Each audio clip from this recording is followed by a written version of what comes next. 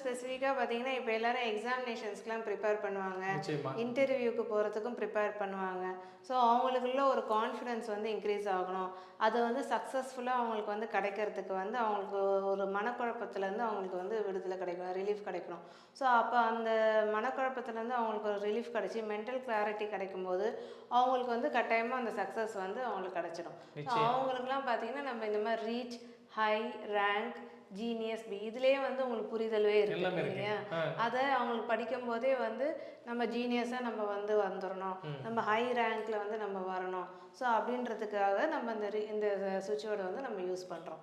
So இது வந்து இப்போ குழந்தைங்க வந்து 10th exam, state board exams, இல்லைன்னா வந்து சிபிஎஸ்சி சென்ட்ரல் போர்டு எக்ஸாம்ஸ் எழுதுகிறவங்களாம் வந்து ரொம்ப ஒரு பயத்துலேயும் வந்து நிறைய பேரண்ட்ஸ்க்கே பார்த்தீங்கன்னா ஒரு பயம் இருந்துகிட்டே இருக்கும். நல்ல மார்க் எடுக்கணும், நிறைய ஸ்கோர் பண்ணணும், அப்போ தான் நல்ல ஃப்யூச்சருக்கு வந்து செட்டில் ஆகும்.